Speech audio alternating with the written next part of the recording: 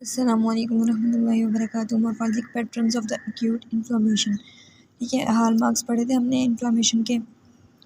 उनमें हमने पढ़ा था कि वेसोडाइलेशन होती है, ल्यूकोसाइट्स वगैरह जो है ना वेसल से बाहर निकल के आते हैं, फ्लूइड वगैरह भी बाहर एक्स्ट्रावास्कुलर टिश्यूज में आ जाते हैं।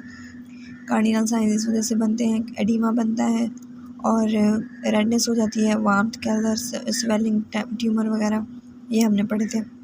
और इसके अलावा ल्यूकोसाइट्स आते हैं वहाँ पे, तो इस वजह से जो है ना वो टॉक्सिक सब्सटेंस रिलीज़ करते हैं और टिश्यू डैमेज कॉज कराते हैं, जिसकी वजह से फंक्शनल लॉस भी हो जाता है, जिसको हम फंक्शियो लियासिया कहते हैं। तो हमने पीछे पढ़ा था। अब मोर्फोलॉजी के पैटर्न्स में 4 तरह के पैटर्न्स होते हैं। पहले नंबर पे सीरियस इन्फ्लेमेशन, फिर फाइब्रिनस, फिर जो है ना पुरुलेंट इन्फ्लेमेशन, अल्सर। तो सीरियस इन्फ्लेमेशन में क्या है कि एक्सुडेट आता है, लेकिन उसमें सेल्स कम होते हैं, सेल्स बहुत ही कम होते हैं। सेल पुअर एक्सुडेट आते हैं इनटू द स्पेसेस और into the spaces created by the surface injury to the surface epithelium or into the body cavities। ठीक है, कोई ऐसा हुआ कि सरफेस पे स्किन पे जो है ना कोई कट लगा, जिसकी वजह से स्पेस वहाँ पे क्रिएट हुई और वहाँ पे जो है ना फ्लूइड जो है ना एक्सुडेट करके आया, और वो फ्लूइड एक्सुडेट में सेल्स कम है, सेल्स बहुत ही कम है।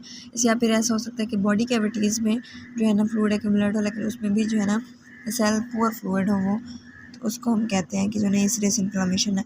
तो ये कहाँ से आते हैं? जो सरफेस एपिथेलियम में आती है ना, एक्सुडेट वगैरह एक्यूमुलेट होता है, वो जो है ना मेसोथेलियल सेल्स की सिक्रीशन से आता है। और जो उधर बॉडी कैविटीज़ के अंदर आता है, तो वो जो है ना प्लाज्मा की इंक्रीज, प्लाज्मा परमिएबिलिटी की वजह से आता है, वास्कुलर परमिएबिलिटी इंक्रीज करने की वजह से। ठीक है, जो एक्सुडेट एक्यूमुलेट होता है इसको इफियंस भी कहते हैं।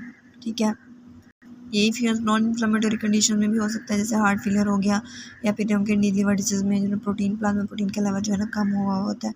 ठीक है, और इसकी एग्जांपल है स्किन ब्लिस्टर, जो कि बारनिया वायरल इन्फेक्शन की वजह से जो है ना, तो उसमें ऐसे छाला सा बन जाता है, उसी को कहते हैं हम। अब है फिब्रिनस इन्फ्लेमेशन। जो फिब्रिनस एक्सुडेट होता है, ये तब आता है जब जो है ना vascular leaks when they are large और there is a procoagulant stimulus. ठीक है, जब वेसल्स हाईली लीकी हो जाती हैं, तो जो है ना हाई मोलिकुलर वेट प्रोटीन्स जो है ना उससे बाहर निकलती हैं और वो डिपॉजिट होनी शुरू हो जाती हैं बॉडी कैविटीज़ की स्पेस में, लाइक मेनिंजेस होगी, पेरिकार्डियम होगी, प्लूरा वगैरह, इनके दरमियान जो स्पेस है उनमें डिपॉजिट होती है। ये जो हमने पढ़ी थी सीरियस इन्फ्लेमेशन, ये बॉडी कैविटीज़ के अंदर थी, या फिर ना सरफेस एपिथेलियम में की कोई इंजरी की वजह से जो ना जो स्पेस क्रिएट हो रही थी उनमें होती है। ये उनके दरमियान में होती है, जैसे प्लूरल है ना, प्लूरल स्पेस उसके दरमियान होगी, इसी तरह मेनिंजेस के दरमियान जो है ना, और जो है ना पेरिकार्डियम।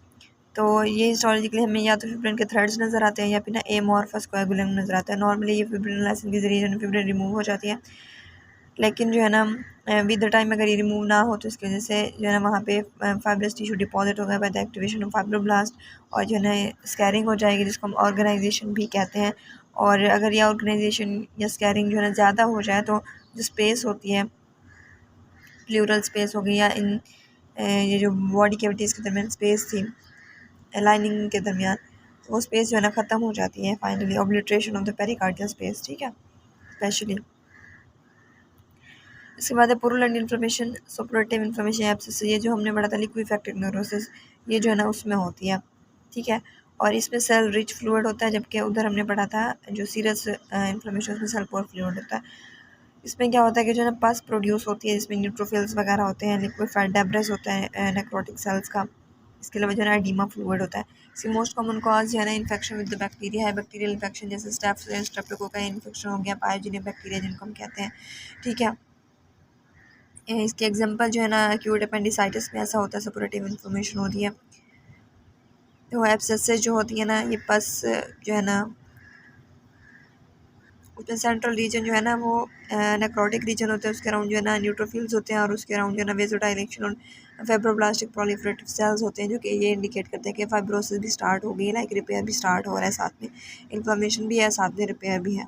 ठीक है, यूजुअली ऐसा होता है कि ना ये वॉल ऑफ हो जाते हैं, और ना यहाँ पे कनेक्टिव टिश्यू आ जाता है, वापस रिप्लेस हो जाता है। और अगर जैसे ब्रेन एब्सेस वगैरह है, तो उनको ड्रेन करना पड़ता है हमें फिर सर्जिकली, वो इससे ठीक नहीं होती स्कैरिंग से। इसके बाद अल्सर। अल्सर हमें पता है कि जो ना सर्विस ऑफ द ऑर्गन जो है ना एक्सकवेट कर जाती है। अभी जो अल्सर, इसमें इन्फ्लेमेशन में जो हमें पैटर्न नज़र आता है ना, उससे पहले ये होता है कि जो नेक्रोटिक टिश्यू होता है, ठीक है, नेक्रोटिक टिश्यू पहले इन्फ्लेम होता है, उसके बाद जो है ना वो शेड कर देते हैं, जिसकी वजह से जो हम कहते हैं कि जो ऑर्गन की सरफेस है ना वो एक तरह से उतर गई है।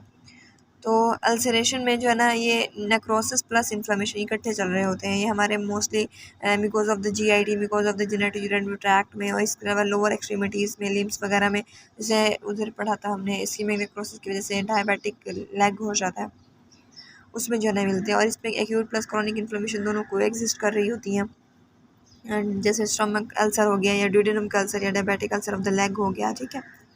एक्यूट स्टेज में हमें पॉलीमॉर्फोन्यूक्लियर न्यूट्रोफिल्स मिलेंगे, जबकि क्रॉनिक स्टेज में हमें फिब्रोब्लास्ट भी मिलेंगे, हमें जो है ना मैक्रोफेजेस भी मिलेंगे, प्लाज्मा सेल्स, लिम्फोसाइट्स वगैरह मिलेंगे। इसके बाद आउटकम्स हैं एक्यूट इन्फ्लेमेशन के, 3 तरह के आउटकम्स होते हैं फाइनली।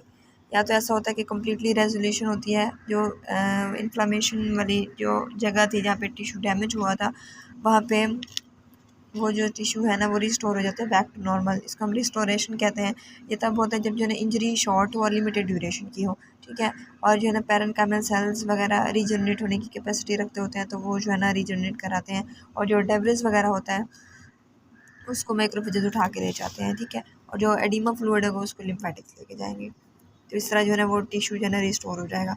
इसके बाद है स्कार फॉर्मेशन सेकंड नंबर पे। अगर ऐसा हो कि इंजरी बहुत ज़्यादा हो और जो है ना रीजनरेट ना कर सके वो टिश्यू, या फिर ठीक है, या फिर स्ट्रक्चर जो है ना डैमेज हो जाए, या फिर ऐसा हो कि बहुत ज़्यादा एक्सुडेट एक्यूमुलेट हो और वो जो है ना लिम्फेटिक्स उसको ना लेके जा सकें, तब जो है ना स्कारिंग होती है या फाइब्रोसिस होती है। वो जो डैमेज टिश्यू होते हैं उसमें जो है ना फाइब्रोब्लास्ट की वजह से जो है ना एक वो बन जाता है, फाइब्रोसिस एक टाइप की हो जाती है, कनेक्टिव टिश्यू डिपॉजिट होता है। और लास्ट में ये है कि जो है ना अगर जो है ना बहुत ज़्यादा जो है ना डैमेज था और वो जो है ना हील भी नहीं हो सका, तब जो है ना क्रॉनिक इन्फ्लेमेशन की तरफ प्रोग्रेस कर जाएगी, ठीक है। Inflammatory response.